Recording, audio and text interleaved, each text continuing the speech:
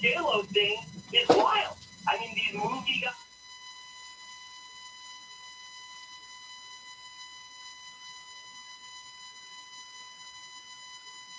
And this whole J-Lo thing is wild. I mean, these movie guys.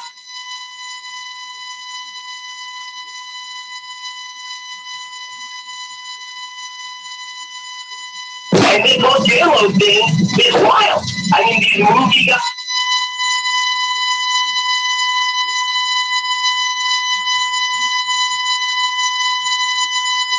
And this whole J-Lo thing is wild. I mean, these movie guys.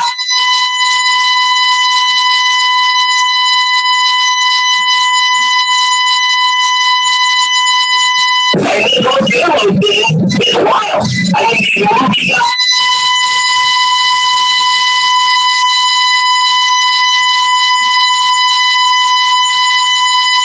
And this whole J-Lo thing is wild. I mean, these movie guys.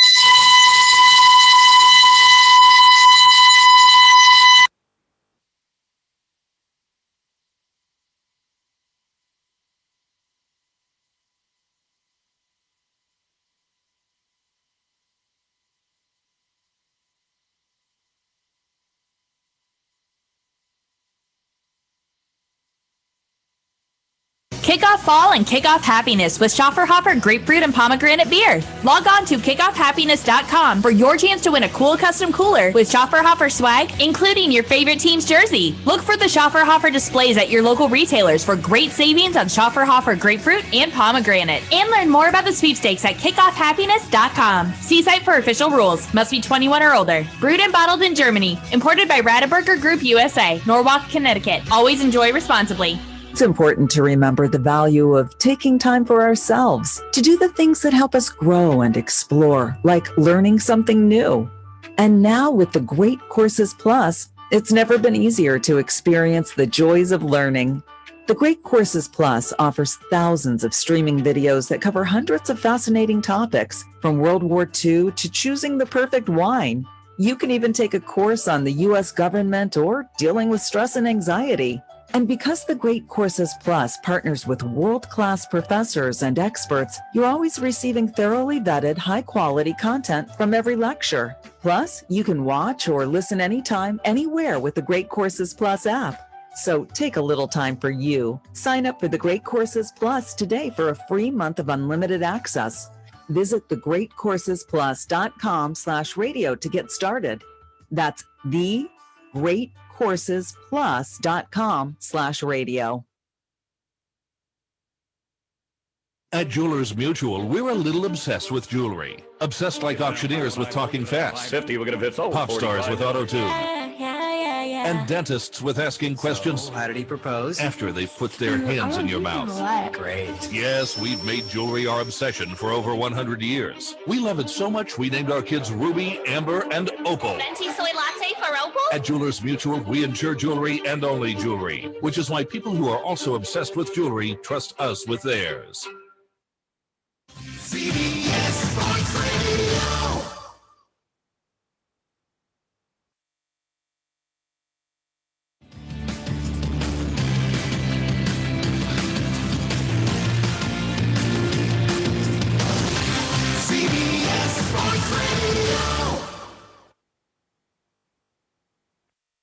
This year, choose a yogurt that's right for you. With 2 grams of sugar per 5.3-ounce serving, Too Good Greek yogurt is too good to be true. So Delicious dairy-free yogurt and Silk yogurt alternatives are delicious plant-based swaps you can enjoy by the spoon or add to recipes. Oikos 000 yogurt and Light and Fit yogurt are tasty, non-fat yogurt options. So many flavors, varieties, and possibilities. Elevate any recipe and your everyday with yogurt. Shop at Target. Hey, it's your home, and I need to ask you a few favors. In the kitchen, there's a spider stuck between the window and the screen, and I know it's dead, and technically it's outside, but it's still freaking me out. Can you flick it out or something? Also, just to save some money, and it's super easy, could you bundle your home and car insurance with Geico? Last thing, could you take the holiday decorations down? Yeah, I'm one of those. Geico. For bundling made easy, go to geico.com today.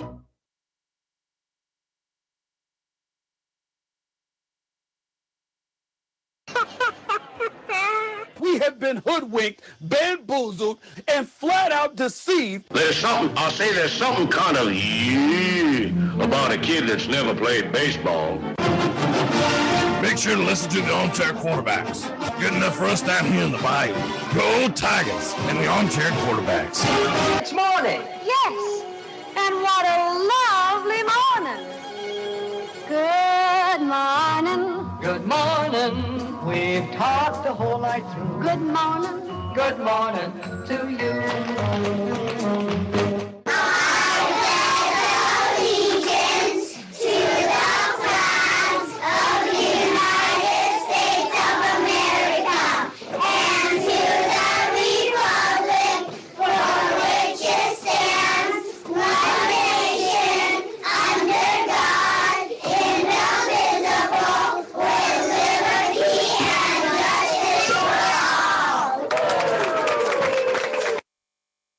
To all those claiming that Pepe Le Pew promotes the rape culture, seem to forget that Pepe would have had no interest if that cat hadn't been identifying as a skunk. Armchair. CBS Sports Radio. You're listening to the Armchair Quarterbacks on CBS Sports Radio, #1 sports station. Good morning, and this is your Armchair Quarterbacks Sports Flash. The 2021 Players Championship took place at Sawgrass in Jacksonville, Florida over the weekend. Justin Thomas came roaring back on Sunday, shooting a -4 to win the title, inching out Lee Westwood, who shot even. They finished -14 and -13 respectively. Brian Harmon and DeChambeau were 2 off the pace, with Taylor Gooch 11 under and 3 behind the leader. Paul Casey also shot 11 under par. Other big names in the tournament: Sergio Garcia got out to a fast start, but finished 6 shots off the pace and tied for 9th. Patrick Reed was 5 under par. Phil Mickelson rallied to get to 3 under par. Jason Day also finished at 3 under par. Dustin Johnson, a heavy favorite, finished 1 under par, tied for 48th. March Madness is here and the brackets are out. The Armchair Quarterbacks will be doing a bracket challenge as well, so make sure to join in the fun. We'll have details during the show. On Saturday, March 20th in the West, Gonzaga plays Norfolk State 1 versus 16. 8 versus 9 is Oklahoma versus Missouri. Creighton versus UCSB is the 5-12 game, while Virginia versus Ohio is 4-13. USC, 6th seed, takes on the winner of Wichita State versus Drake, the 11th seed. That game will be played on Thursday. The 3-14 game, Kansas versus Eastern Washington. Oregon at 20-6 on the year and the Pac-12 champion. They're the number 7 seed taking on number 10 VCU. The 2 seed Iowa Hawkeyes take on Grand Canyon as the number 15 seed. The winner of the West will take on the East. And the East looks like this: 1 versus 16. Michigan gets the winner of Mount St. Mary's versus Texas Southern. Number 8 LSU versus St. Bonaventure. Number 5 seed Colorado, 22-8 on the year. They take on the 12th seed Georgetown Hoyas, who got in via the Big East Championship. Florida State, the number 4 seed in the East, they take on number 13 seed UNC Greensboro, who are 21-8 on the year and create turnovers. Number 6 BYU takes on the number 11 seed Michigan State versus UCLA. That game will kick it all off on Thursday night. Texas, number 3 seed, takes on Abilene Christian, and UConn, the 7 seed, takes on number 10 Maryland, while Alabama takes on Iona. The games being played on Friday and Sunday. We'll start off with the South region. Number 1 Baylor versus Hartford. Number 8 Carolina versus number 9 Wisconsin. Villanova, the 5 seed, takes on number 12 Winthrop. Purdue versus North Texas is the 4 and 13 seed game. Texas Tech, number 6 seed, will take on Utah State, the number 11 seed. Arkansas, 3 seed, will take on Colgate, who is the 14 seed. And the number 7 seed Florida Gators play Virginia Tech, the 10 seed. Virginia Tech was 15-6 on the season. Ohio State, the 2 seed, plays Oral Roberts. In the Midwest region, it's Illinois getting the number 1 seed. They'll take on Drexel, and they'll get the winner of Loyola Chicago, 24-4 on the year, taking on the 9 seed and ACC tournament champion, Georgia Tech Yellow Jackets. The number 5 seed Tennessee Volunteers will play the number 12 seed Oregon State Beavers, and they'll play the winner of the Oklahoma State Liberty game. Oklahoma getting the 4 seed at 20-8 on the year. San Diego State, number 6, takes on Syracuse at number 11. West Virginia, the 3 seed, plays Morehead State, the 14th seed. And at the very bottom, you've got Clemson, the 7th seed, taking on the 10 seed Rutgers. They'll play for the right to go up against the winner of the Houston-Cleveland State game. Houston is the 2 seed. Times in television will be solidified later today. And that's your Armchair Quarterback Sports Flash. Stay tuned for more of the Armchair Quarterbacks radio show and YouTube Live. Please like, subscribe, and share our show today. The Armchair Quarterbacks, your first choice for sports talk live from the First Coast.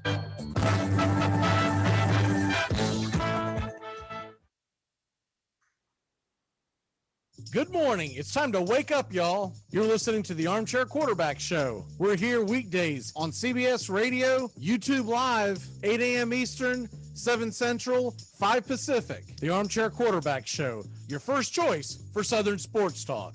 Good morning, Mr. Justin Waller. Good morning. I don't know much, but I know one thing. Quitting is quitting, and no amount of backpedaling should get that reversed. Thank you, NCAA tournament, for excluding Duke. You quit. Hi, I'm Mac McGee, and I don't know much, but I know one thing. This is going to be one of the best March Madness tournaments, and I think I'm starting to like the Thursday to Monday thing. I think it's starting to grow on me. I especially like the fact that we don't have the Tuesday and Wednesday drawn out. We get them all together. You're listening to the Armchair Quarterbacks. And the captain has turned on the fasten seatbelt sign. Got a little turbulence coming up. Should be no problem. Just remain in your seat until the sign is turned off. Thank you for your cooperation. Excuse me, I'm going to go to the bathroom. Excuse me. Yeah? Yeah. I need you to take your seat. The fasten seatbelt sign is on. Yeah, I'm just going to go to the bathroom for a second. I'll be right back, okay? I understand what you want to do. Unfortunately, I'm going to need you to observe the fasten seatbelt sign. That'd be much appreciated. Right, it's just I read on the internet that it's not against the law for me to go to the bathroom while the fasten seatbelt sign is on, so. Seatbelt sign is on. But is it against the law, though? The light is on. Is it against the law? You see that there's a picture of a seatbelt on that sign. But is it against the law, though? Seatbelt sign. But is it against the law? Seatbelt sign is on. But is it against the law? Seatbelt sign. But is it against the law? It's on. Armchair.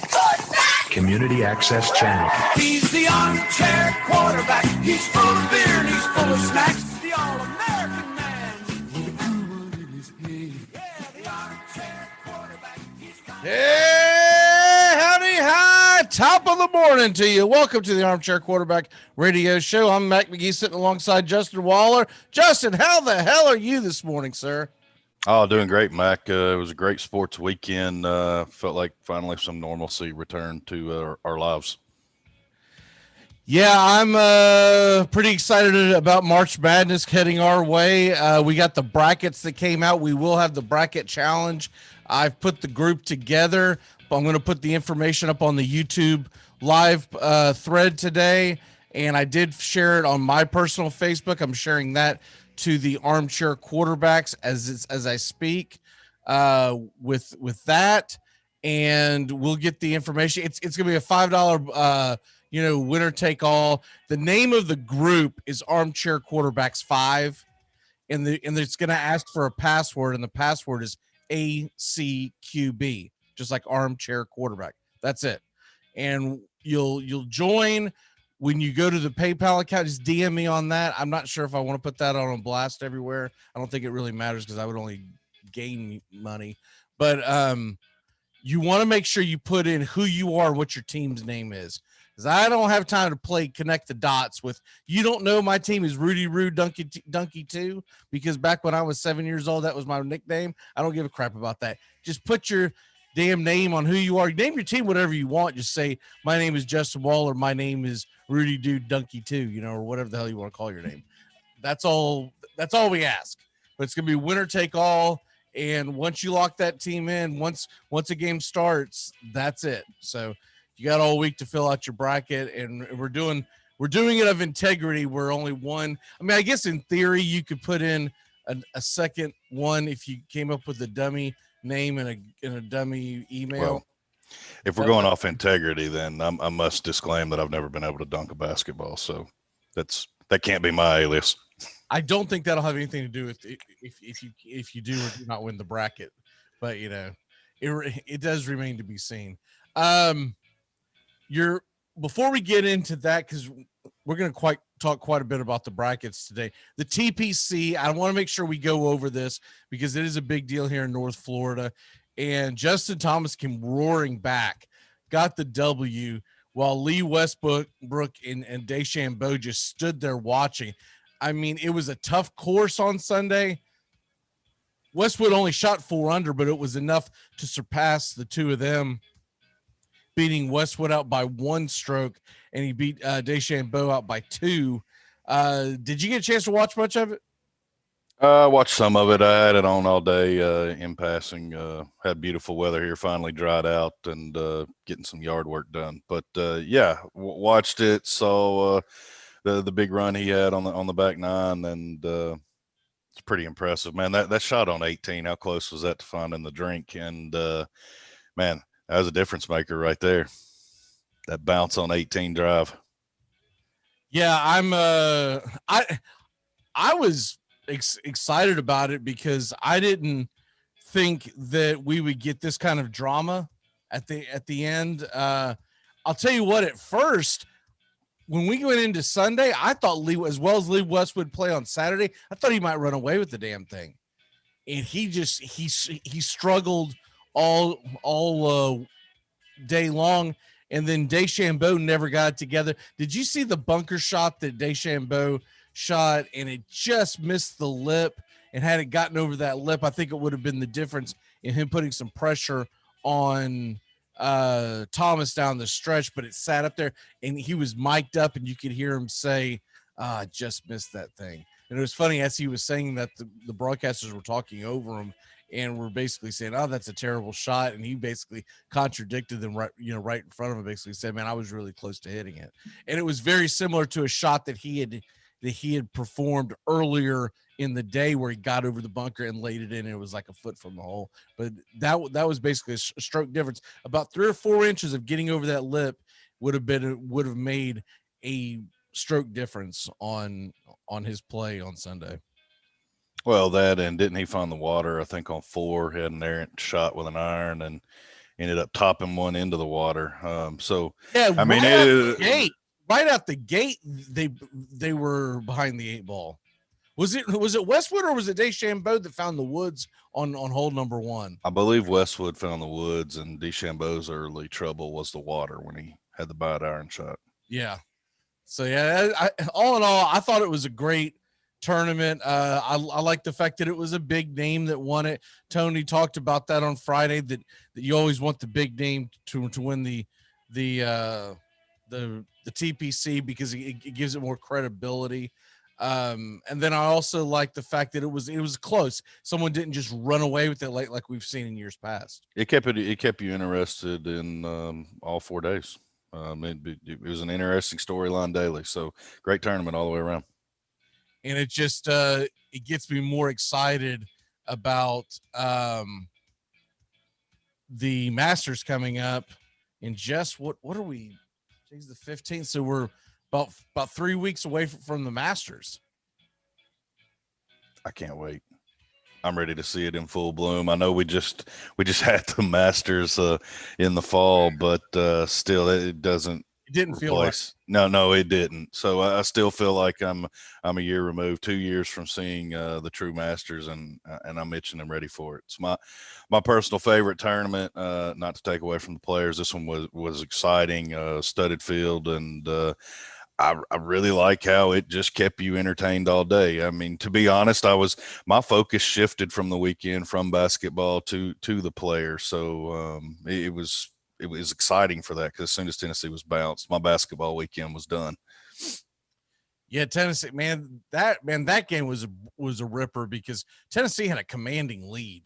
Yeah. And for them to just blow it against Alabama was a heartbreaker. I was hoping to see Tennessee get into the see, and what happened there was okay. So Florida State kicks North Carolina's ass, might I remind you, on Friday, but then we fall short on Saturday. I knew this was coming. We don't play well against Georgia Tech's defense, and Florida State's going to run into this. Anyone that watched the Georgia Tech Florida State game, every single coach is going to mirror what Georgia Tech does. I don't know if they can meet the intensity, but they're going to do what Georgia Tech does, which is force turnovers. The first team Florida State plays in the tournament, Greensboro, averages 1 turnover per 5 possessions. That is not a good sign for Florida State. They've had a trouble take carrying the ball all year long. So I don't know.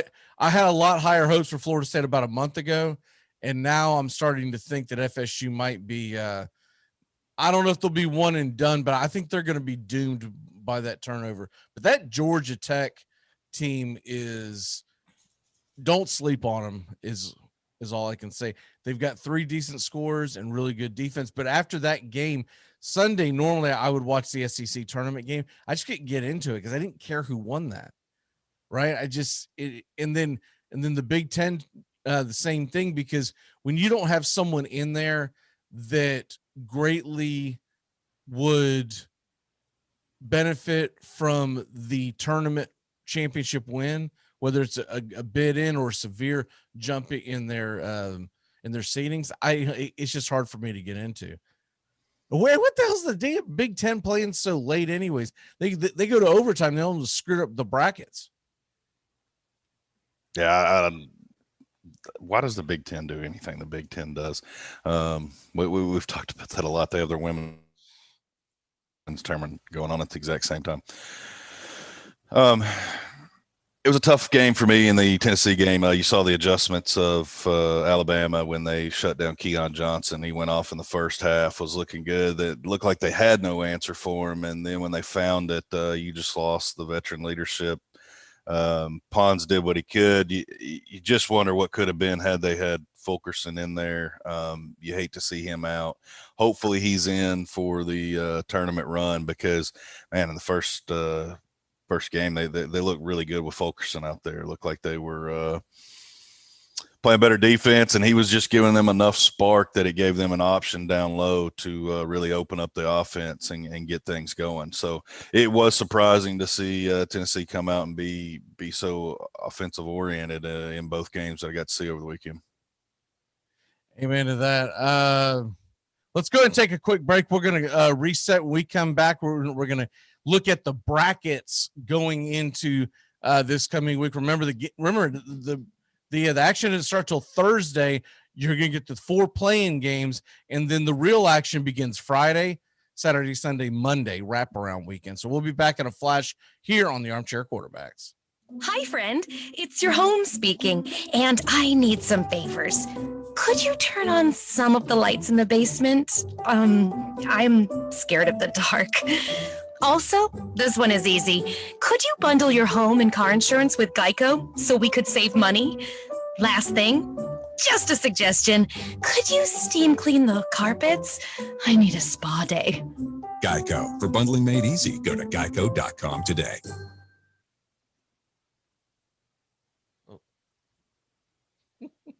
Whoa, Australopithecus isn't supposed to be in that display. No. Homo habilis was erect. Australopithecus was never fully erect. Well, maybe he was nervous. The Armchair Quarterbacks are covering America's pastime from spring training all the way to the Fall Classic. 5-2 Dodgers in the ninth. Got him. They've done it. Like the 1969 Mets. It's the impossible dream revisited. And Myers bringing it. And the pitch is hit in the air. Foul off first. Benzinger backing and calling. And the 1990 World Championship belongs to the Cincinnati Reds. The Twins are going to win the World Series. The Twins have won it. It's a base hit. It's a 1-0 inning victory. Ball field, way back. Blue Jays win it. The Blue Jays are World Series champions. As Joe Carter hits a 3-run home run in the 9th inning, and the Blue Jays have repeated as World Series champions. Touch them all, Joe. You'll never hit a bigger home run in your life. Armchair. Top Gun Supply is the friendly gun shop. They are a Glock Blue Label dealer for military and first responders. So stop on by at Top Gun Supply at 525 State Road 16, 10 a.m. to 6 p.m., Monday through Saturday. The Friendly Gun Shop, proud sponsor of the Armchair Quarterbacks. Hi, this is Britney Spears. What up, this Jay-Z. This is Jennifer Lopez. Armchair.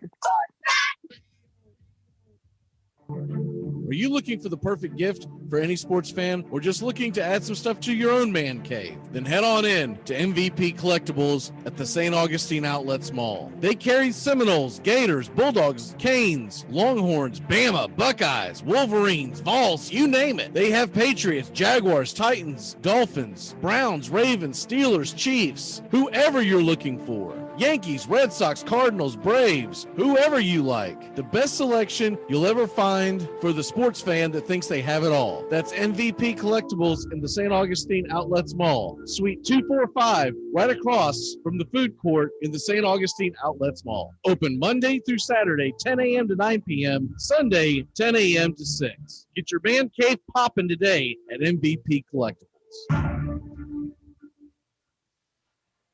It all starts with just one thing. Glass jars can be reused to store food and spices, as a holder for combs and brushes in the bathroom, or as a container for plants and homemade candles, in addition to simply being recycled. Find tips and more at onethingus.com. We are the Armchair Quarterback Show, your first choice for sports talk live from the First Coast. I don't even like Drake. You don't like Drake? How could you not like Drake? Who's Drake? Who's Drake? Drake is good. I told you that Drake was bad. I hate the Drake.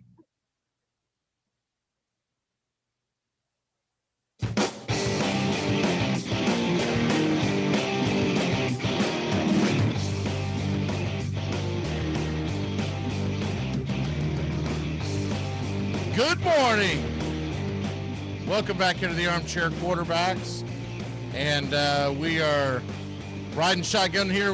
This morning we got March Madness going on, and the first link that I put up, ignore that. I'm going to try to delete it.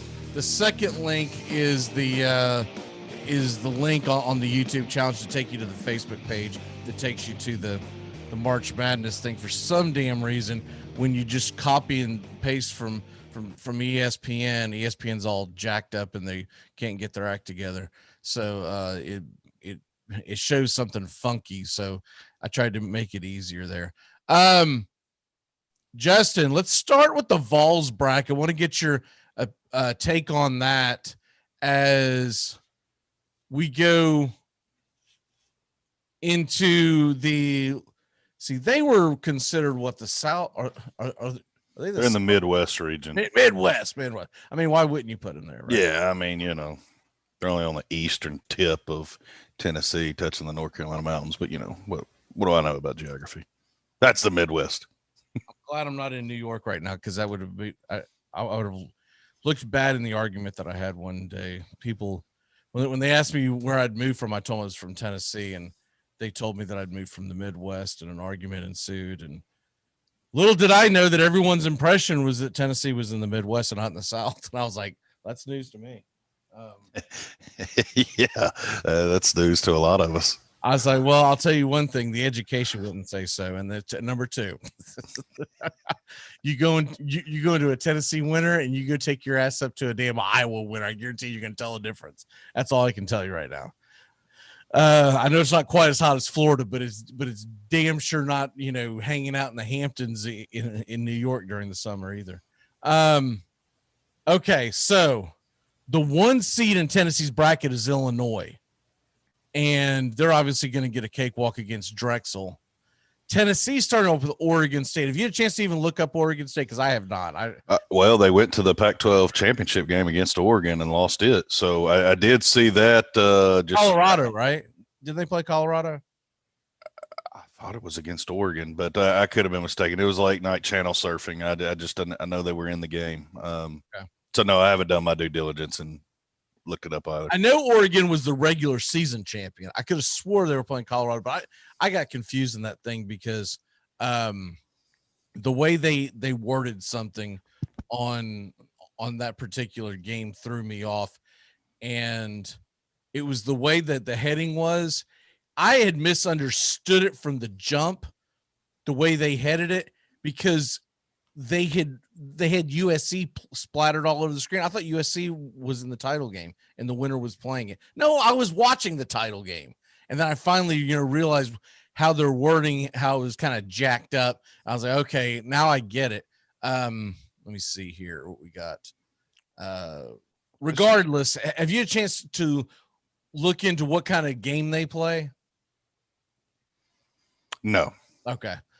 Because I haven't had a chance to do. I'm going to do more research today. Kind of comes at you in a flash on Sunday. Well, they won that game. Not only were they in it, they beat Oregon 75-64 on Friday, if I'm looking at this correctly. Yeah, that was the Friday game. They played Saturday as well because that game was coming on. Can't ever trust your apps, man. No, you cannot. I learned that the hard way. But yeah, they I want to see that Saturday the 13th. I'll pull it up real quick. Oh, of course. Now they get it all goofied up and you can't go by conference. Yeah, they beat Oregon 70-68 for the Pac-12 championship. So they won by 2. I evidently missed a hell of a game. I started watching. It was right after the Florida State Georgia Tech game, but it's coming on really late. We were losing an hour of sleep. I was like, I just don't know if I'm invested enough in Pac-12 basketball to lose this much sleep over this. And then the joke was on me. I couldn't sleep. The night that we lost the hour, I couldn't sleep. And so I was dragging ass all day yesterday. I should have just stayed up and watched that Pac-12 game because that definitely would have put me to sleep. But Oregon State, I'll be interested to see what kind of basketball they play. That was my whole thing on them. But if you get past that, you're going to play a very dangerous Oklahoma State team. And Oklahoma State, geez, I really hate the way ESPN has just screwed up the thing. Oklahoma State lost to Texas in the Big 12 championship. It's a really good game, but Cade Cunningham is back. He scored 29 points. This kid's supposedly phenomenal. If we get a Tennessee-Oklahoma State game in round number 2, that could be a phenomenal basketball game. I'd like to see how Tennessee tries to shut them down. If they get out of that, they're probably going to play Illinois. Unless Illinois gets upset. But I'd give Georgia Tech a better chance of upsetting Illinois than I would Loyola Chicago. Loyola Chicago can score, but I don't think that they're going to be able to stop that big man for Illinois. Georgia Tech will throw defense on you.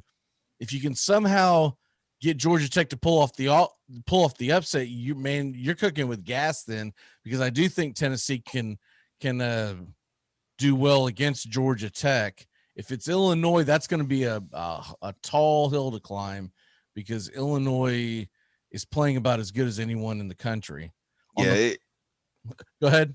I'm just saying it's a tall order for Tennessee. I mean, if you look at it, you're playing the Pac-12 champion right out of the gate, and then you got the runner-up in the Big 12 looming in your second round, and then you've got you're locked up in the Sweet 16 if you advance that far to the winner of either the ACC or the Big Ten championship, most likely. So if you're a big proponent of tournament play is what transitions you over, or excuse me, your conference tournament play transitions you over into the big dance, well then Tennessee's in absolute trouble. Yeah, looking at the bottom of that bracket, you got San Diego State versus Syracuse, West Virginia versus Morehead State. I do think Syracuse has a chance to upset San Diego State. West Virginia, although San Diego State is a good basketball team, West Virginia has played some really good basketball this year. And I'll tell you what, man, Houston got a freaking pass, because not only did they put them at a 2 seed, which they should not be ranked up that high, but they get the winner of Rutgers versus Clemson. And both those teams are not good. And I'm trying to say that as nice as I can. Those are two teams that are just do not play good basketball. And Clemson was good at the beginning of the year, but I think Clemson should have been at least an 8 or 9, if not a 10 seed themselves. Evidently, Oregon State, what I'm reading here, can hit behind the arc big time. They said that they stole the bid because, Oregon State did not play good basketball all year long. They would have never made the tournament had they not won their conference championship. But they said that against UCLA, Oregon, and Colorado, which are all three good teams, they shot 29 of 66 behind the three-point line. 44%. So I guess that's what you're going to be looking at is they're going to be all or nothing. If they're hitting their threes, you could be in for a long day against Oregon State. But if you can keep that down, you should be in pretty good shape as they are not a good rebounding team. So I think Houston's going to cruise and play the eventual winner of whoever West Virginia goes up against. I do believe West Virginia will get there. Now, not that West Virginia is an easy team, but that's probably the lowest seeded number 3 team, right? I mean, if you look at it, I don't see why in the world. I'll put it this way: Bama had a hell of a lot better year. For them to have to go up against UConn or Maryland winner, Clemson, Rutgers, man. I mean, that is a dream come true. Yeah, that bottom portion of that Midwest bracket's kind of weak, and you got to think once you see the San Diego State West Virginia matchup that we think is looming, that one probably is gonna run out and face your top half champion. By the way, the times are finally out. Tennessee is playing at 4:30 Eastern time on Friday. So there you have that. We'll get into more of the times as the show and the week goes through, but they finally, I couldn't understand, like, why the hell didn't you have the times out when you put the brackets out on Sunday? They have in years past. They've never gone, well, it's going to be sometime on Saturday. What? You know how you're going to have to stagger these. Anyways, it's neither here nor there. I mean, I watched bracket stuff for about 3 or 4 hours and they still didn't have it up. They might have gotten it out late last night, but to me, that's kind of a sad state of affairs. The East bracket real quick, the one that Florida State ended up in, they're going to play UNC Greensboro. Like I said, they're supposed to be a tenacious defense. That's not a good matchup for Florida State. They might get one and done. If they come out and play the way they did Saturday night, they're going to get thumped because it does not seem like we have a true point guard on that team. And they try to facilitate it through Scotty Barnes when he's on the court. He's so raw, and I really think that kid needs to come back another year for college. I know he's going to be lured by a possibility of a lottery pick. I think he's going to be on the cusp of it, but that kid is so raw. He needs another year of seasoning because he's not going to get it when you get to the NBA. You do not get the coaching that you think you're going to get. You play almost every damn night. It's let's go. You better already have your skills together. You only get a chance to work on your skills during the off season. And it's only the truly dedicated ones that rise to the top. That's how Michael Jordan got to the top of his game. He didn't have some phenomenal coaching at Chicago. It's because he dedicated himself every offseason.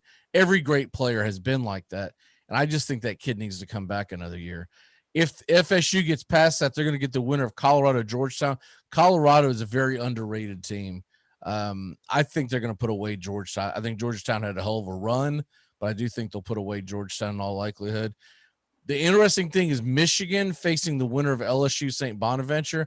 Do you have a feeling that LSU could give Michigan some problems, especially with their injury issues?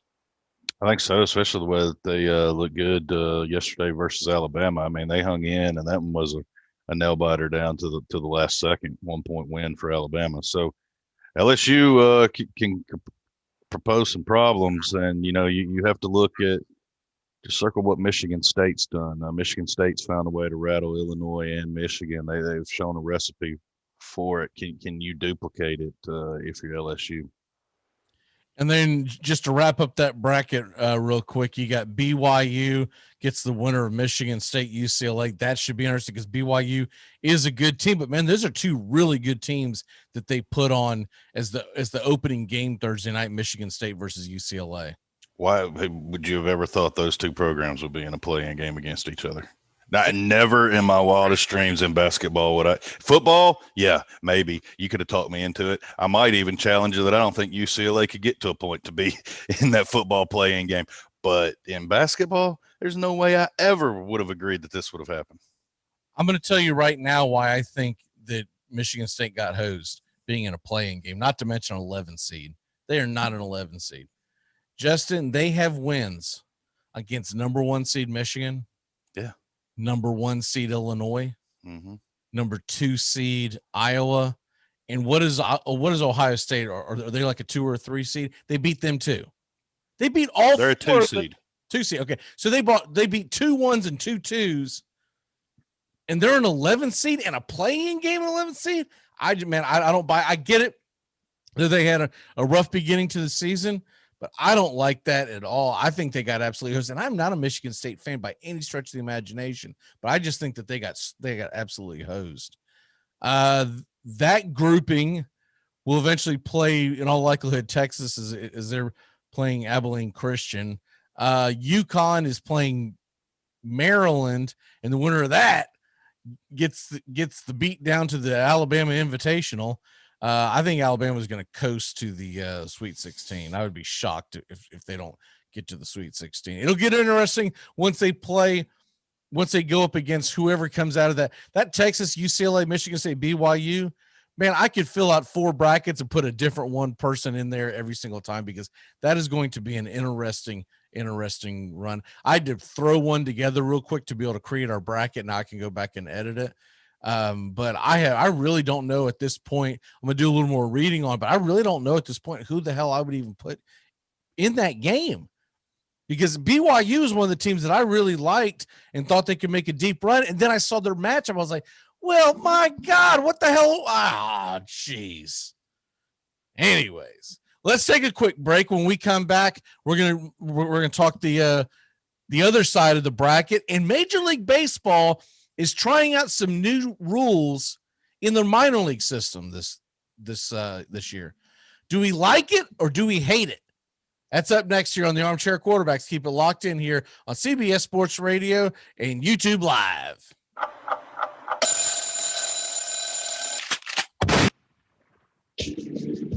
You're riding Morning Shotgun with the Armchair Quarterbacks. We're here weekdays on WAOC 96.5 FM, 1420 AM, and streaming on the Armchair Quarterbacks app. Download it today. Your first choice for sports talk here on the First Coast. You're listening to the Armchair Quarterbacks on CBS Sports Radio, #1 sports station.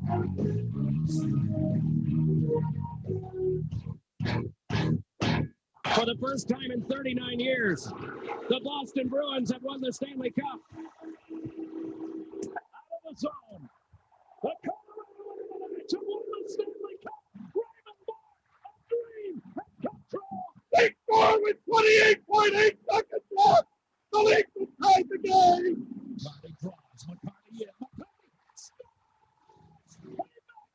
To go. Down McCarty. Armchair Quarterbacks Radio, covering the NHL like no other.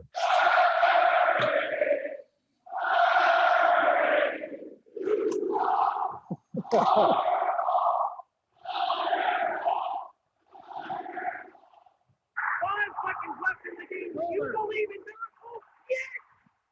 going on here, guys? All right, coach. So basically, it was a holding call.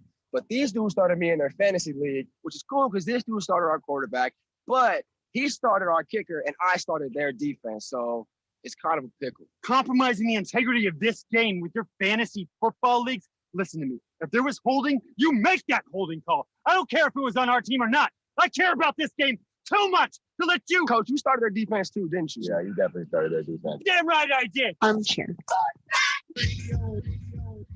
If only the world was less like this. I could use a smoke. Hey, put that out. And more like this. I could use a smoke. You murderer! I might have children one day.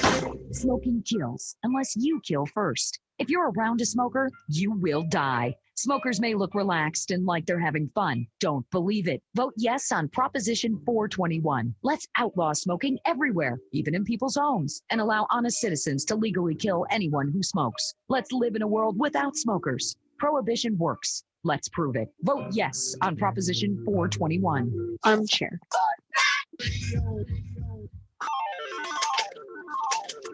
Let's face it, where you're betting is just as important as who you're betting on. That's why I go to mybookie.ag. It's fast, it's easy, and they pay you when you win. Look, I wouldn't be telling you to bet mybookie.ag if they weren't the best. Do the smart thing. If you're going to bet this football season, bet with mybookie.ag. Promo code SKIN. That's SKIN. When you use that promo code, MyBookie will match 100% of your deposit up to $1,000. That's mybookie.ag, promo code SKIN.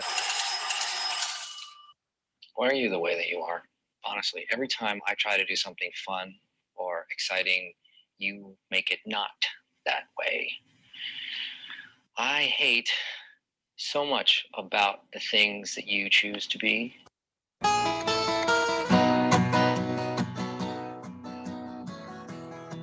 Welcome back here to the Armchair Quarterbacks on a we got a was it March 15th already here on 2021, 2 days away from St. Patty's Day.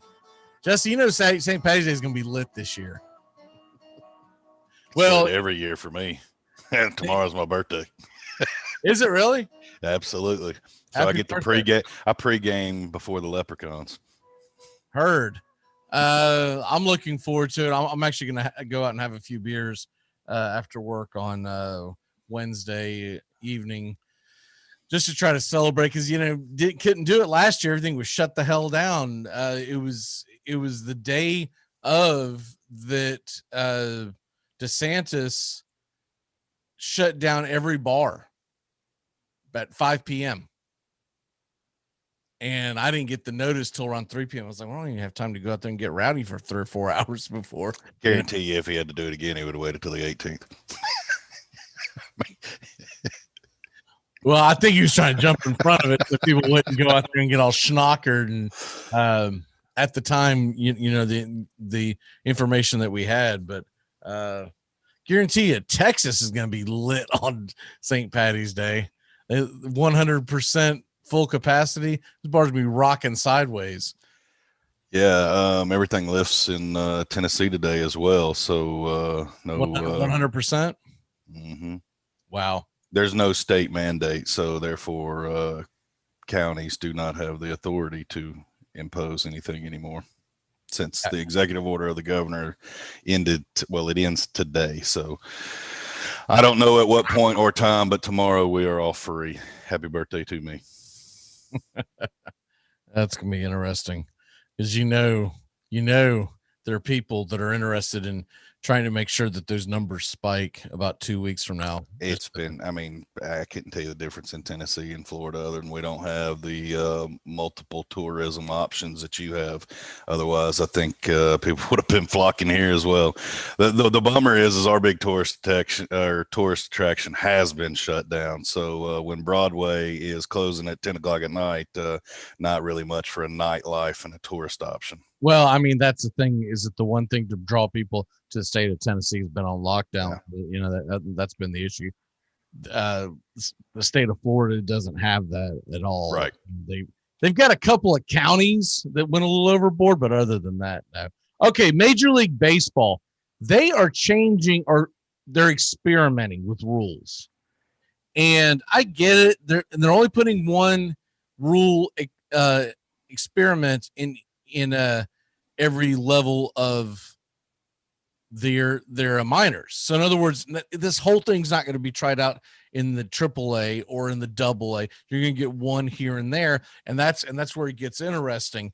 And I won't bore you with which level's doing which on every single one of them, but here's some of the rules that we're going to get. I don't know if you saw this article or not, Justin. Had time to look it over.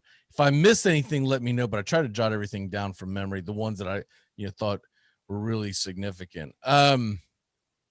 First of all, you're going to have to disengage with the rubber before you throw over to first or throw to another base. So in other words, your pickoff move, your foot cannot still be on the rubber. In another league, to add to that, they're only going to have 2 pickoff attempts per plate appearance. And to add to that even more, they're trying to get more base running is what they're trying to do. They're going to widen, I think this is going to be in AAA, they're going to widen the base by 3 inches square. So in other words, you'll get 3 inches on all sides, okay? Essentially cutting down the base paths by 6 inches, but you're going to cut down the base path by 9 inches from the first base side, because if you remember, y'all, the first base, it sits in fair territory. The entire base sits in fair territory. So you're going to shorten, as well as third base, you're going to shorten the path from first to second and second to third. Yeah, you're right. That'd be 9 inches. That's a significant, unless they're going to straddle the 3 over the line, which they've never done, but that would give an out to the runner to a limit, limit collisions and stuff. That one's going to be interesting. It's supposed to be a slightly less slippery surface. I don't know how big a difference that's going to make or not. That's another one. They're going to use a softer bag in one of the leagues. I think that's the high A. I don't remember which one that is. I like that one because you've had some injuries, because the bases today are slicker, harder. They didn't used to be that way. They used to be pillows essentially. And now they're slicker and harder, and they've contributed some of the injuries over the last several years to those slicker and harder bases. Somebody, I forget who it was, somebody broke their finger, not last year, but the year before, and they attributed the bases. And then was it Bryce Harper that slid over the bag and jacked up his knee? And although I'm on record many times of not liking Bryce Harper, I don't want injuries to happen to anybody. I mean, so that part I do like. The 15-second pitch clock, that's another one. And then here's one of the bigger ones. This is to try to cut down on shifts, although it really doesn't, but yes, it does. All 4 infielders, first, second, third, short, they have to have their cleats on the dirt, the infield dirt, when the ball is pitched. See, I like that rule. Out of all of them, that's probably the one I like the most. Yeah, I don't mind that rule, because then that way you don't have the goofy shift where you have one guy by himself over between second and third. You have one guy right over second base, a first base, and then you got some dude basically playing shallow left field, or sorry, shallow right field. I've always hated that one because I'm like, Jesus, man, really? A guy finally gets a base rip and it's basically like right to the dude. I know this is a tweak off last year's rule, because last year they made you do 2 and 2 on each side of second base. No matter what, but there wasn't a limitation to the infield, so they could still platoon. They just had to have 2 on the right side and 2 on the left side, first base and third base side, and which it slowed it down. But you just moved to your one player to above second. I mean, it still gave them range, and if they were deep enough in the outfield, they could get over. I think by limiting them to you must have cleats in the dirt, you're cutting down on the range. There's no way you can be deep enough to move that fast enough. So I think by putting them in the dirt, you limit the shift. As someone that's, I mean, I'm just opposed to the shift. I don't like it. Freddie always hits into it. I want to see more hits. I just wish they would try putting 2 guys on one side and 2 guys on the other side, along with the feet in the dirt. Yes. Because even if the dude's barely over the line, I'm talking about putting the line straight down the center of the field, right? If you have to put your dude over there, it really would be a shift, but it would be a reasonable shift. The other reason, it's not just, and people always want to say, well, they got to learn how to hit. The people that say that don't really understand how hard it is to hit a baseball, especially Major League Baseball. But the other thing that it does, if we have two guys on the right side and 2 guys on the left side, it opens something else up, which we have not seen in, just would say, 5 to 10 years. And that is the Andrelton Simmons factor of the athletic shortstop making an athletic play. We don't see those plays anymore because of the shift. And that's also what we get stolen from. It doesn't have to be something that they come up with just to create more offense. I would also like the fact that it would create exciting defense, as opposed to just some boring dribbler that goes into right field, but oh, by the way, my second baseman's standing there. Or maybe it's my shortstop because he's got a rifle and he can throw you out at first. So I like that. I hate the 15-second pitch clock. I think that is entirely too fast. Brian Kenny was all up in arms and saying it was a great idea, and he was showing examples of 15 seconds. But I'm like, dude, you're not taking none of the examples that he showed a guy shaking the catcher off, right? Right now it's 30 seconds. Why do we have to go bananas and go from 30 to 15 seconds? Why can't we meet in the middle somewhere? Somewhere about 20 to 25, I would be happy with.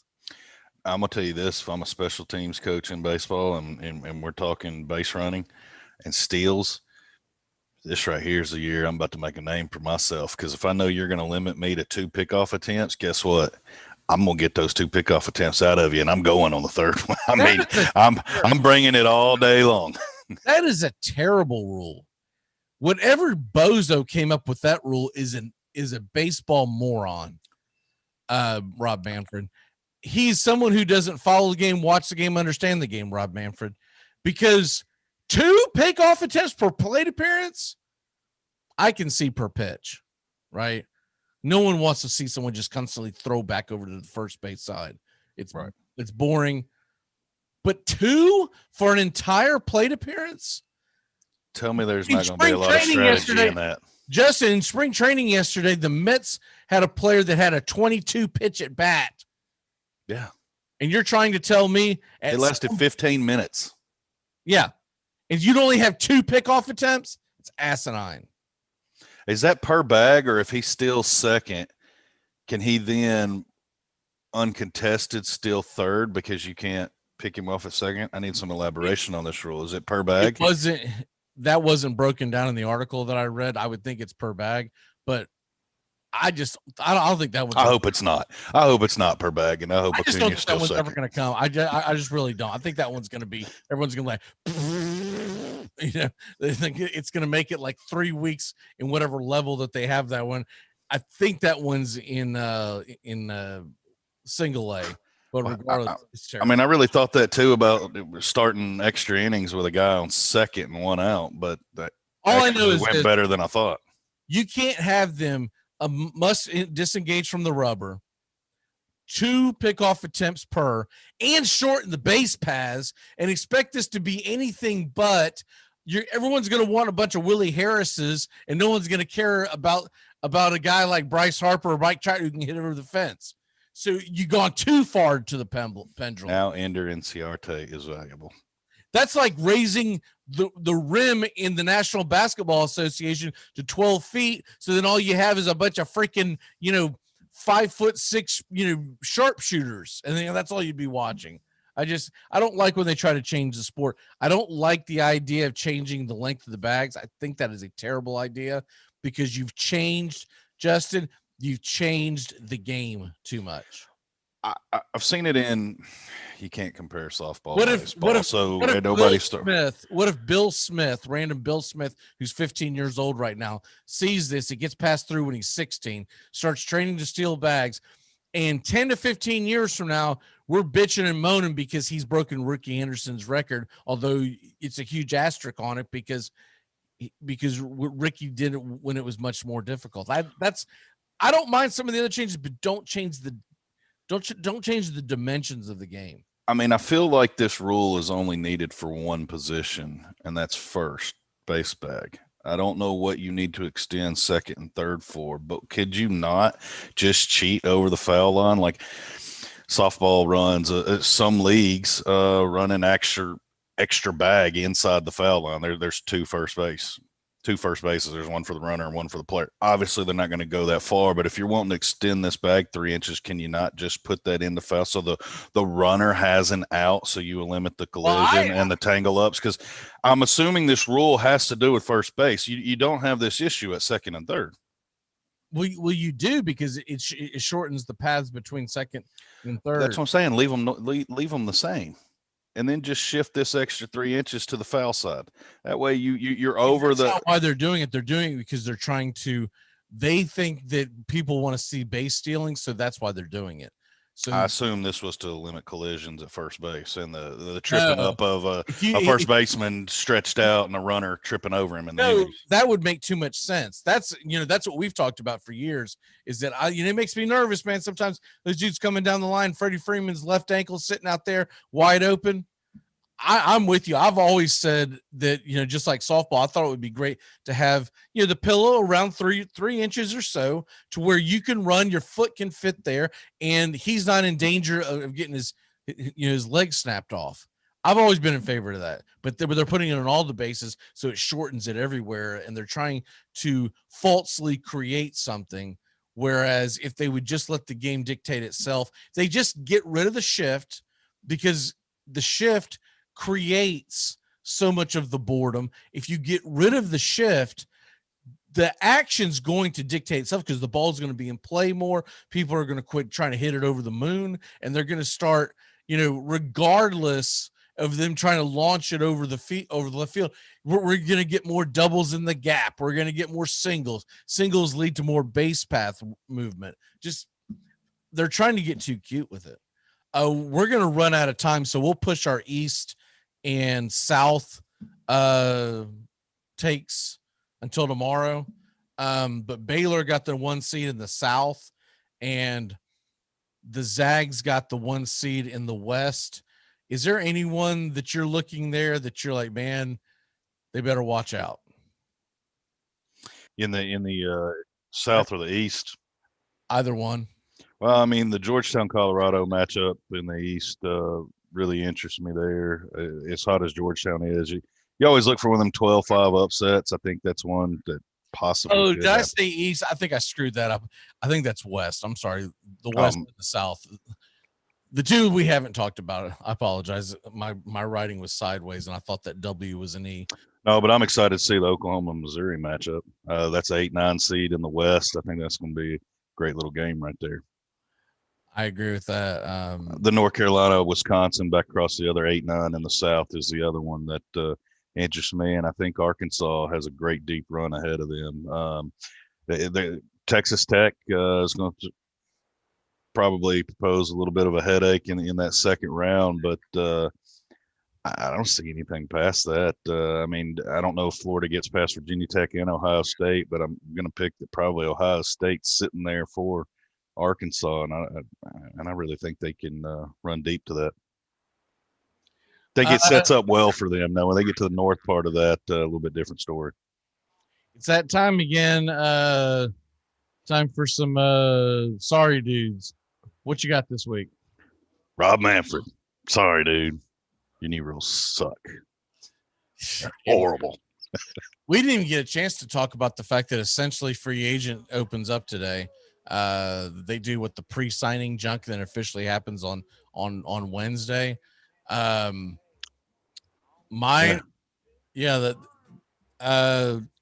to the blue bloods out there. Sorry, man. The new bloods got you in the ACC. You got Georgia Tech and Florida State in the championship game. So that was a lot of fun. Another one that I have is sorry due to the stimulus economy being built off these stimulus checks. Most of them are geared to come out and hit your bank account by Wednesday morning. That happens to be why would you give $1,400 to everyone in America on St. Patty's Day after they've been on lockdown?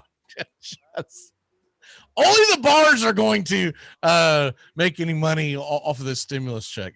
They're going to have to redo another stimulus check because everyone's going to be broke as hell Thursday morning. You got anything else? That's it for me, sir. All right, brother. We will see you mañana, and we'll get more into the West and in the South bracket, and BL talk some of this NFL free agency, as there was one signing today. Jones. There's a couple over the weekend. Jones re-signed with the Packers. You got the Brady extension, the Brews retirement. Tyson Hill. There's a sorry dude for you. You're not seeing that 4-year, $140 million, dog.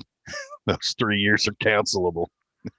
And Drew Brees retired as well. Yeah. Yeah. And they suspect today, Jameis will be signing a similar deal to the Hill contract, possible 1 year. Might have some multiple years that are voidable as well, kind of like Tyson's, but should see some movement there. The Kevin Zeitler, who was previously of the guard for the New York Giants, he has signed a deal with the Ravens. Yep. So that's going to be interesting because he was one of the better guards out there, and this is not a deep market this year. How about the Texans and Dolphins proposing a trade? Or looks like we've got one in the works, but it's not the one everybody thought it would be. Everybody off. Yeah, it was not quarterback trade. Defensive linebacker for an edge rusher, if I'm not mistaken, McKinney, and I can't remember the other player's name. That was the equivalent of the Cubs announcing that they were trading Bryant to the Red Sox, and it ended up being some AAA left-hander. Like, are you serious right now? Is this what we're talking about? Oh, I hate I messed up. All right, brother. We'll see you tomorrow, and I can't wait to get some NFL free agency. I'm looking. Man, it's all coming together at once. It's crazy. Loving it. Have a great day. Yes, sir. We'll be back in a flash here on the Armchair Quarterbacks.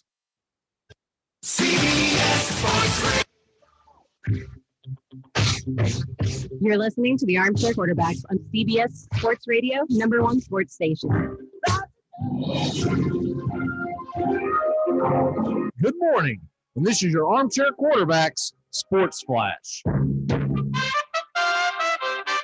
The 2021 Players Championship took place at Sawgrass in Jacksonville, Florida over the weekend. Justin Thomas came roaring back on Sunday, shooting a -4 to win the title, inching out Lee Westwood, who shot even. They finished -14 and -13, respectively. Brian Harmon and DeChambeau were 2 off the pace, with Taylor Gooch 11 under and 3 behind the leader. Paul Casey also shot 11 under par. Other big names in the tournament: Sergio Garcia got out to a fast start, but finished 6 shots off the pace and tied for 9th. Patrick Reed was 5 under par. Phil Mickelson rallied to get to 3 under par. Jason Day also finished at 3 under par. Dustin Johnson, a heavy favorite, finished 1 under par, tied for 48th. March Madness is here, and the brackets are out. The Armchair Quarterbacks will be doing a bracket challenge as well, so make sure to join in the fun. We'll have details during the show. On Saturday, March 20th in the West, Gonzaga plays Norfolk State 1 versus 16. 8 versus 9 is Oklahoma versus Missouri. Creighton versus UCSB is the 5-12 game, while Virginia versus Ohio is 4-13. USC, 6th seed, takes on the winner of Wichita State versus Drake, the 11 seed. That game will be played on Thursday. The 3-14 game, Kansas versus Eastern Washington. Oregon at 20-6 on the year and the Pac-12 champion They're the number 7 seed taking on number 10 VCU. The 2 seed Iowa Hawkeyes take on Grand Canyon as the number 15 seed. The winner of the West will take on the East. And the East looks like this: 1 versus 16. Michigan gets the winner of Mount St. Mary's versus Texas Southern. Number 8 LSU versus St. Bonaventure. Number 5 seed Colorado, 22-8 on the year. They take on the 12th seed Georgetown Hoyas, who got in via the Big East Championship. Florida State, the number 4 seed in the East, they take on number 13 seed UNC Greensboro, who are 21-8 on the year and create turnovers. Number 6 BYU takes on the number 11 seed Michigan State versus UCLA. That game will kick it all off on Thursday night. Texas, number 3 seed, takes on Abilene Christian, and UConn, the 7 seed, takes on number 10 Maryland, while Alabama takes on Iona. The games being played on Friday and Sunday. We'll start off with the South region. Number 1 Baylor versus Hartford. Number 8 Carolina versus number 9 Wisconsin. Villanova, the 5 seed, takes on number 12 Winthrop. Purdue versus North Texas is the 4 and 13 seed game. Texas Tech, number 6 seed, will take on Utah State, the number 11 seed. Arkansas, 3 seed, will take on Colgate, who is the 14 seed. And the number 7 seed Florida Gators play Virginia Tech, the 10 seed. Virginia Tech was 15-6 on the season. Ohio State, the 2 seed, plays Oral Roberts. In the Midwest region, it's Illinois getting the number 1 seed. They'll take on Drexel, and they'll get the winner of Loyola Chicago, 24-4 on the year, taking on the 9 seed and ACC tournament champion, Georgia Tech Yellow Jackets. The number 5 seed Tennessee Volunteers will play the number 12 seed Oregon State Beavers, and they'll play the winner of the Oklahoma State Liberty game. Oklahoma getting the 4 seed at 20-8 on the year. San Diego State, number 6, takes on Syracuse at number 11. West Virginia, the 3 seed, plays Morehead State, the 14th seed. And at the very bottom, you've got Clemson, the 7th seed, taking on the 10 seed Rutgers. They'll play for the right to go up against the winner of the Houston-Cleveland State game. Houston is the 2 seed. Times in television will be solidified later today. And that's your Armchair Quarterback Sports Flash. Stay tuned for more of the Armchair Quarterbacks radio show and YouTube Live. Please like, subscribe, and share our show today. The Armchair Quarterbacks, your first choice for sports talk live from the First Coast.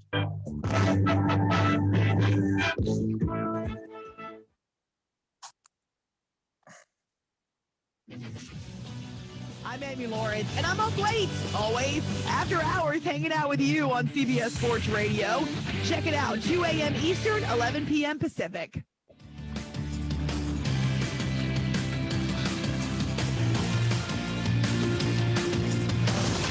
CBS Sports Radio. You'll do anything to stay healthy. So isn't it time to think about your water? Aquasana water filters remove contaminants other filters don't, like lead, bacteria, viruses, and pesticides. Up to 99% of 88 contaminants, while leaving vital minerals you need like potassium, calcium, and magnesium. Visit waterfilter.com now and use promo code RADIO to get 50% off. That's waterfilter.com, promo code RADIO for pure, delicious water and the ultimate peace of mind. Aquasana, better water, better you. One more time around the sun, I take it, I run around this blue rock and give it all I got. I live and let live, forget and forgive. Please don't give up on me now. Good morning. Welcome back here on the Armchair Quarterbacks, and joining us here on CBS Radio and YouTube Live,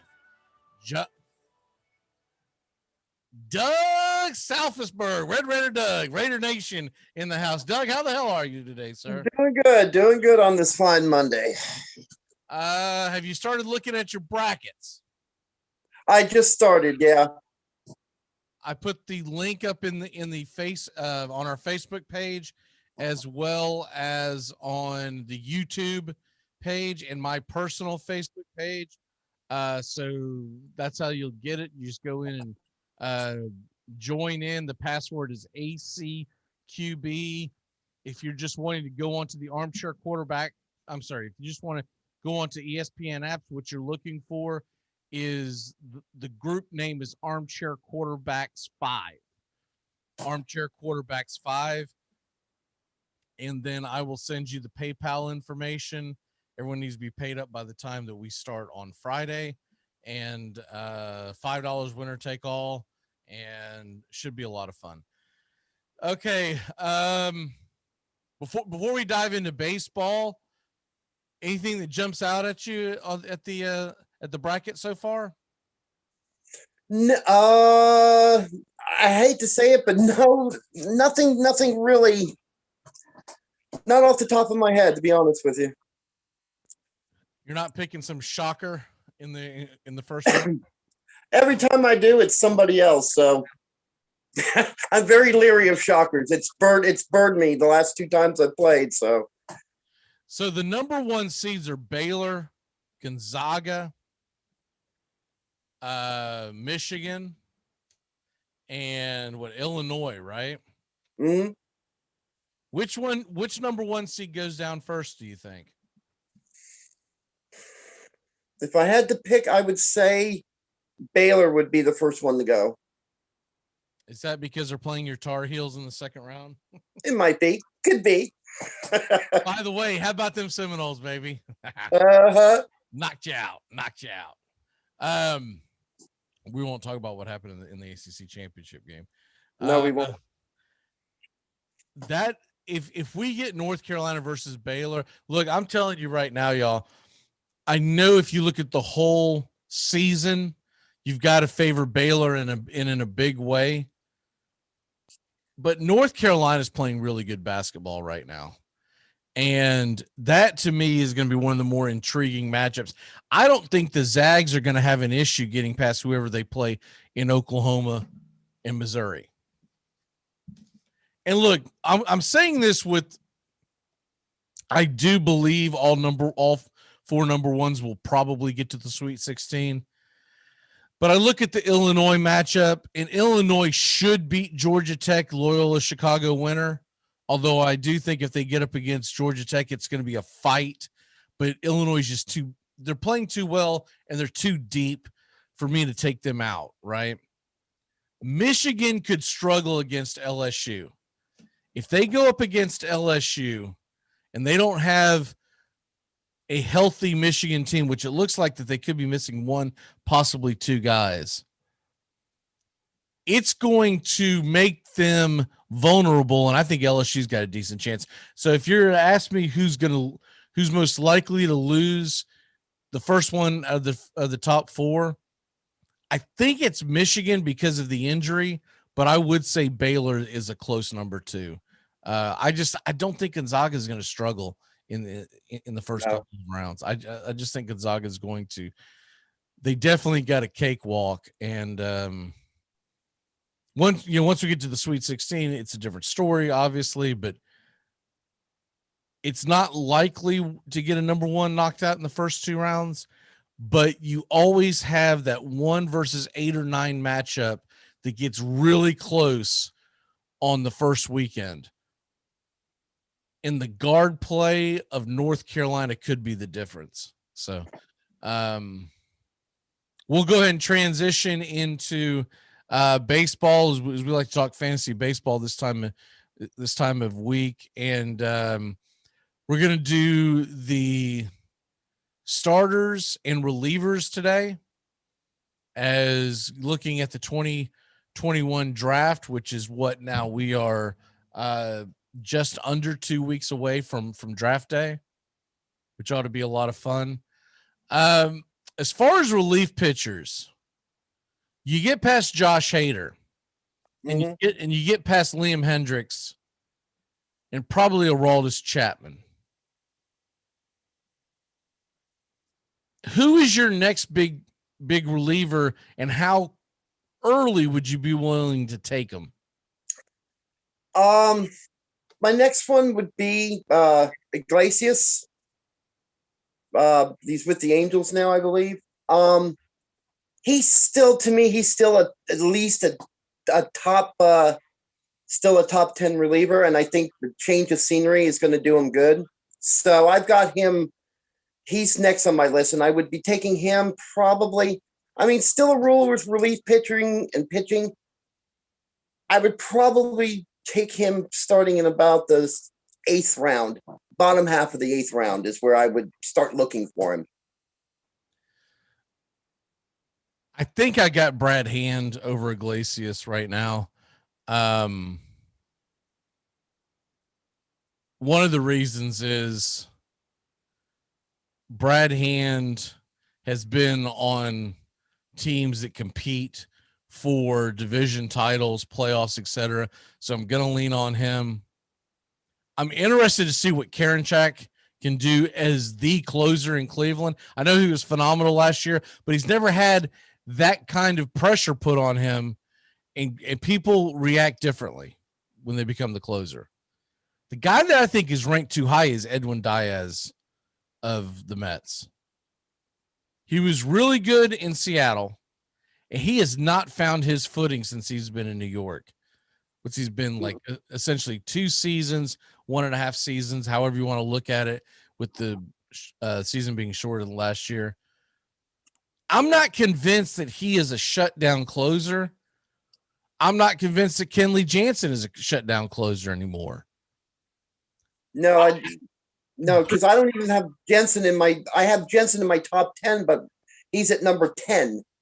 Yeah, we're talking top 5, I know, but I don't. You could talk me into taking Jensen out of the top 10 because there are guys like Nick Anderson, Drew Pomerantz, even a Trevor Rosenthal that they still have put away stuff. I'm concerned that Jansen has lost his put away stuff. And I do believe the Dodgers, being the contenders that they're going to be in July, they are going to make a move to get a closer. Mm-hmm. It remains to be seen who's pitching really well at that time. But guys that like Matt Barnes and whatnot, they could end up closing in Los Angeles by the end of the season. So that makes me nervous taking a Kenley Jansen, especially that high. If he falls late in the draft and he's a flyer, okay, fair enough. But that's typically not going to happen with him. Ryan Presley of Houston, I'm a little concerned about that because I'm worried about how that pitching staff's going to perform across the board and how many save opportunities he's going to get. I'll tell you one sleeper that may be later in the draft, but somebody I've kept my eyes on and played well even in the COVID season last year was Kirby Yates, and that's somebody you need to keep on your radar. Huh? Kirby Yates is phenomenal. He was lights out at San Diego. Maybe he goes under people's radar a little bit because he was out in San Diego and they don't get quite the publicity that that they should, but they will beginning this year. I do believe. I definitely think Kirby Yates will be in for. The only thing that makes you nervous about Kirby Yates, he's never faced the American League, and that is a hitter's park. So that's the only part that concerns me. Put aside the fact that he's going to be playing the Yankees 19 times. Yeah. But all in all, that division's not that tough, especially since he doesn't have to face his own offense, right? Right. But what makes me nervous about Kirby Yates is that is a hitter's park. The ball flies out of there, and he could run into some rough spots. But yeah, all in all, I do think Nick Anderson's another good one. The problem with Nick Anderson, you never know how Tampa's going to use him from day to day, week to week.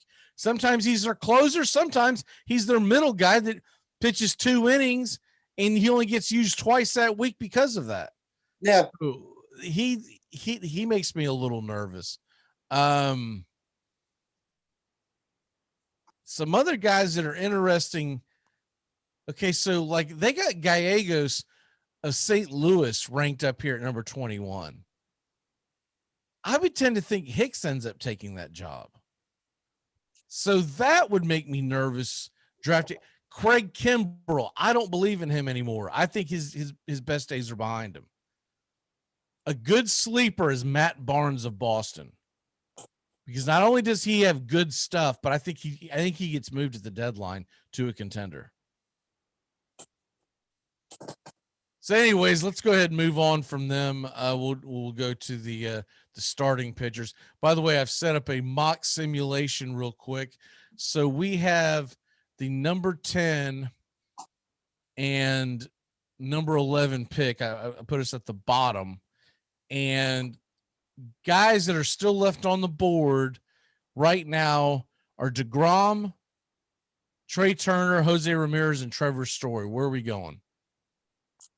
Oh, wow. In this case, I'm taking DeGrom. Do we have this?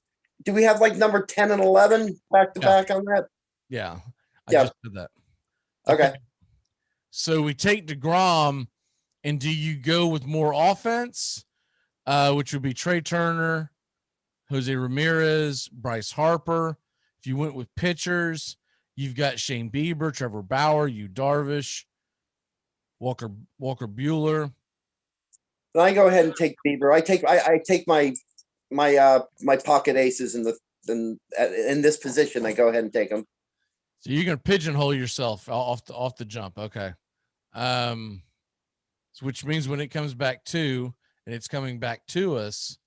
So this would be a good opportunity to talk about the starting pitchers. So you got starting pitchers and the rankings. DeGrom is obviously an elite starting pitcher. In the simulation we did, Garrett Cole must have gotten drafted earlier because he was not available on the board.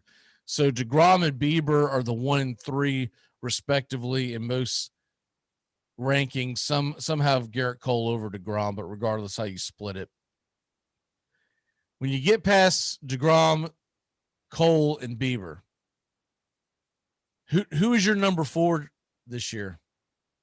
I put Lucas Giolito into my top 5 overall. He's my number 4 spot. All right, so you're finally changing your tune on Giolito, huh? Well, I've been watching spring training, and he's starting to turn my head a little bit. So I'm like, okay, I'll get on that bandwagon a little bit. I'll tell you what, though, it is hard for me to, if you've got these 5 names sitting there: Buehler, Darvish, Giolito, Scherzer, Bauer. And Scherzer and Bauer are being ranked behind Giolito, Darvish, and Buehler.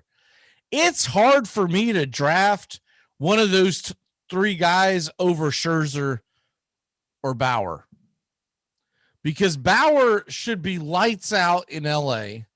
Yeah. And Scherzer, you just know what you're going to get from this guy every year. He's an absolute robot. He comes out, he's going to get you most likely a quality start. He's going to strike out double digits. He's going to give up 1, maybe 2 runs. And he's probably going to get the W.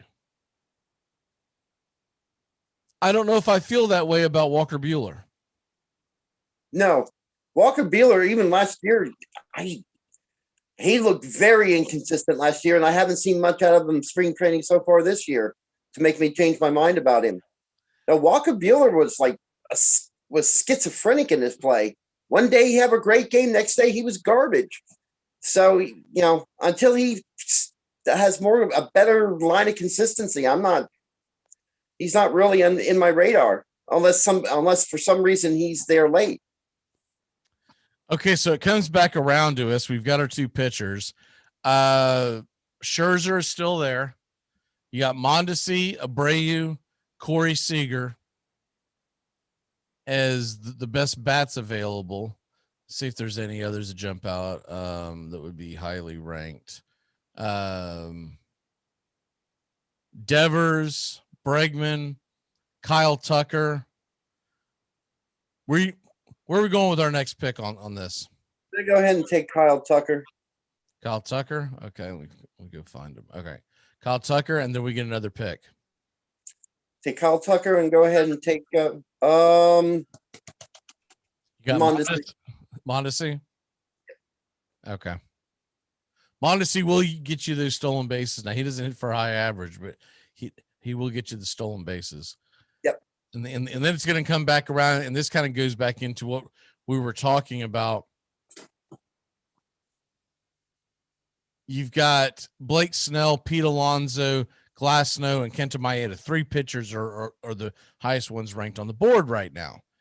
Mhm. In that area of the draft, which would be, we'll say Castillo, Flaherty, Kershaw, Maeda, and Snell. We'll cut that off there. Who do you have ranked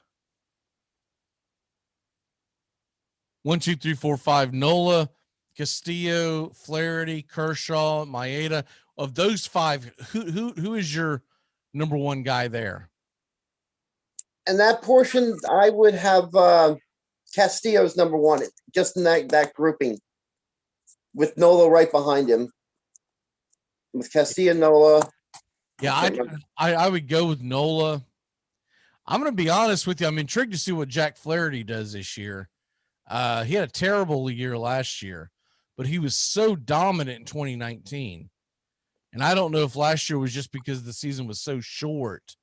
He started putting it together a little bit at the end last year.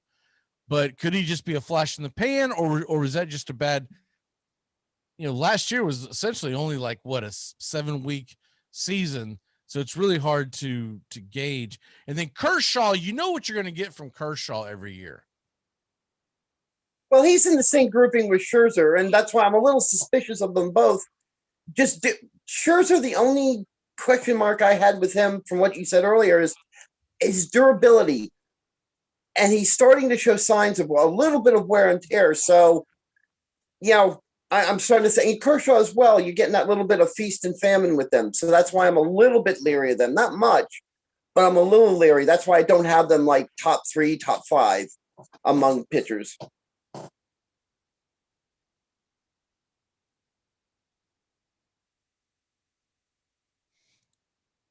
Yeah, Scherzer is God, is that right? He's going to be 37 years old this July. Mm-hmm. That does give me pause. Back to the other group that we were just talking about. I'll tell you what, Kenta Maeda, I wonder if he can duplicate what he's done or what he did last year. They're gonna see him another time through here in the American League. And I've never thought Kenta Maeda had the greatest stuff in the world to begin with. And Kenta Maeda, to me, is a guy that has solid stuff, but I don't know if I want to draft him that high. And plus, I'm also curious about something else with him. He'll be 33. And I don't know if I want to take pitchers in the American League who are going to be 33 years old. The whole time he was with the Dodgers, he was usually pretty solid, but he did not start a whole hell of a lot of games. No. And so that concerns me in a complete season, what he's going to do there. The draft came back around to us. We got 2 picks to make. We've got 2 hitters. We got 2 pitchers. You got Blake Snell, Glasnow, Maeda. See what other pitchers you got here. Lance Lynn. And then as far as the batters go, Pete Alonso's there. Hiura is there. Tim Anderson. Suarez. Starling Marte. Charlie Blackmon. Castellanos. Where are we going here? Why am I looking at your knuckles, man? What the hell's going on here? Oh, sorry.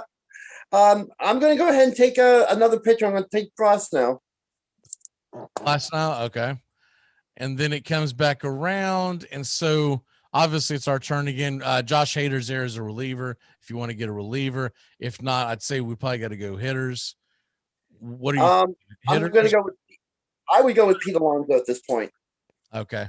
So you get Alonso, you now in your offense, you got Alonso, Mondesi, and Tucker, and it's going to come back around to us here.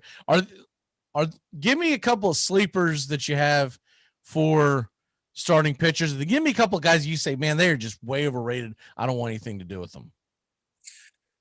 Overrated right off the top. I would say personally, I think Jose Barrios is overrated. I think he's too high where he is. Let me see. I'll tell you, sleeper. We just talked about him, and I think he's going to be a lot better this season. I may be partial because he plays for Cincinnati, but Castillo. He's a true sleeper because I think he didn't have a great outing last year, and I think people are going to overlook him in the draft this year. And I would say don't overlook him in the draft this year. I'll tell you a guy who makes me nervous this year, as high as he's rated, is Hyun-Jin Ryu. Mm-hmm. Because a full season in Toronto where, once again, we just talked about this, the ball flies out of that park, and he's a soft throwing pitcher. It concerns me what he will do in a full season in the American League, facing the DH day in and day out in that park for 162 games. He's another one that right now he's 33 years old. He'll be 34 later on. He makes me nervous, and he's usually ranked in the top 20-ish, like 20 to 30. He makes me a little nervous. I'd rather take a flyer on a Corbin Burns before I drafted a Ryu or someone that I know is going to perform like a Kyle Hendricks. Mm-hmm. I agree there. I wouldn't touch Ryu either. But another little I was going to add just one little sleeper with that, and I don't know how people feel about him. Is Lance Lynn. It always seems like every time we get to draft, everybody goes, "Oh yeah, Lance Lynn," and I think a lot of people are going to overlook him. He's just such a solid starter, but people always kind of overlook him, and I don't. I think he's great. I wish I had him on some of my keeper teams. I think it's because he's had such an up and down career. Yeah. But all in all, him going to Chicago, getting the offense that he's going to get, and he's going to get you more W's, not only just because of the offense that he's going to have, but he's also going to have an elite closer closing the game out. Yeah. In Hendricks. So in that division is very beatable. No offense to you Tigers fans and, Cleveland fans, but your offenses aren't what they used to be, especially in Cleveland. And although I do like what they're doing in Kansas City, they're still young. He's only got one formidable offense he's going to go up against all year long in his division. That's Minnesota. You got to face them 19 times. Cleveland's got some parts that you like you like Jose Ramirez, but as a whole, that is not a very deep lineup. So yeah, I think Lance Lynn could have a phenomenal year. Man, we're already up on time, aren't we? I'm starting to get that the alert from one of the stations. Okay, so let's go ahead and turn back time and get the hell out of here so you quit up eating other people's airspace. Here we go. Turn back time is March 15th. Wow. All right. It's hard to believe we're already halfway through March. I know. It felt like 2020 dragged, and this year is just flying by. All right. On this date, March 15th, in the year 2000, spring training action, 6 Boston Red Sox pitchers combined for a perfect game beating the Blue Jays in Fort Myers, Florida.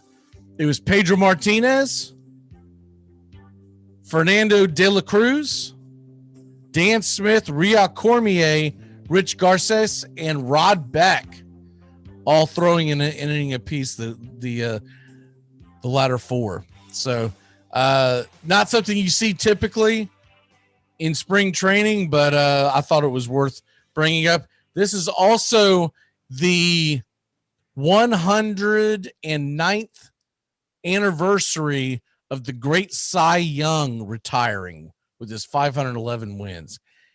When people ask me what record will never be broken, I always go to that one. Yeah. No, unless they change the definition immensely, that will never be broken. His loss record will never be broken either. He lost almost 400 games. That's like 389 or something like that. I always forget his lost number, but I always remember the 511. Okay, birthdays. It's your birthday today. Happy 49th birthday, Mr. Mike Tomlin, Super Bowl champion. He was youngest to win the Super Bowl at the time in 2008. And, of course, Pittsburgh Steelers head coach from Hampton, Virginia. Kevin Euclid. Remember that guy? Mm-hmm. How old do you think Kevin Euclid is? This surprised me. I thought he'd be my age, 49, 50. Kevin Euclid is only 42 years old. Really? God, I thought he was my age. That shocked the hell out of me. I thought he'd be somewhere close to 50. Man, his amber burned out quick because I feel like he's been out of the damn league 20 years. I know he hasn't, but it feels like he's been out of the league 20 years. Damn. Anyways, happy birthday to those young men. Mr. Doug, what is your walk-off for the day? My walk-off is in our basketball league. I actually beat Mr. Undefeated last night. Oh, did you? Yep. So I have had a hard time paying attention to that league. And it's the only thing I'm playing right now. It's the only thing I'm playing. And I will forget for days on end about it. And then I'll try to set my lineup for the next week. And then if something goofy happens, it'll throw all my guys out. And I'll look down and go, man, I'm down by 400 points and it's Saturday. I was like, there's no chance of me winning. Oh, yeah, I forgot to set it here, here, and here. I'm trying to pay attention. Well, it's not going to get better once baseball season starts. I can tell you that right now. No. Maybe that'll get me more in the habit of checking the app every day. And so maybe I'll think about going to the basketball league. I'm trying to just make the playoffs, but I wouldn't bet on me right now. I really mean to compete in this. I just do not care. I'm playing Mr. Undefeated, as you called him. He's not undefeated anymore. Yeah, so he'll be all kinds of freaking fired up. Thanks for pissing him off. I feel like I've played nothing but the really good teams in the league all year long. Like I don't remember playing the Greek Freak or the Injury Bug. They suck. Yeah, I've got a decent amount of points. I'm in fourth. I've got the fourth amount of points. So I'm where I should be. I just have a hard time paying attention. I also don't think I drafted very well, but outside of that, I can usually catch myself up in most leagues and pick players up. I've done a terrible job of that too. That's about the only good thing I've done is stream my guys. That's pretty much all I've done right. My walk-off for y'all today is, because I'm getting that blinking, get off the damn mic. Okay, so I get that. My walk-off today is today, it's a baseball day. They are going to release the women's bracket. If you care about that, fair enough. But could the Braves and Rays broadcast some damn baseball? Then once again, they're playing each other, and neither one of these idiots broadcast the game live on television. You can only hear it on radio. But games you can catch today: Red Sox Twins. I feel like they play it. I don't know if I like this hub. I feel like these teams are playing each other every single day. Once again, the Cardinals and Mets are playing each other. All these games are on MLB.TV. Orioles, Tigers, Nationals, Astros, Cubs, Angels, White Sox, A's, Brewers, Mariners, Royals, Dodgers. All these games are going to be televised. I do believe MLB Network are televising some of these games, so catch them there and get your brackets filled out. Get signed up. We'll be reminding you all week, but you got to get signed up by Thursday, because after that we're going to shut her down. So you got all week to get signed up. You can go back and edit your team, but just get signed up and then DM me or text me, and I will give you the PayPal information. All right, Doug, great job, and we will see you next Monday, sir. Bye now. See y'all tomorrow. Stephen Church and Justin Waller will be with us. Goodbye, sweetheart. Well, it's time to go. We're back tomorrow with another show. Well, unless we're fired, we'll talk to you then. Goodbye, sweetheart. Goodbye. Goodbye. Guys and gals, it's time to go. We'll see you on the next show. Same bat time, same bat channel. Thanks for listening to the Armchair Quarterbacks on these CBS Sports affiliates and catching the show on YouTube Live. We're here weekdays, 8 a.m. Eastern, 7 Central, 5 Pacific. Find Armchair Quarterbacks on YouTube Live today. Please subscribe and share and take us everywhere you go. The Armchair Quarterbacks, your first choice for Southern sports talk, live from the First Coast. Gonna get another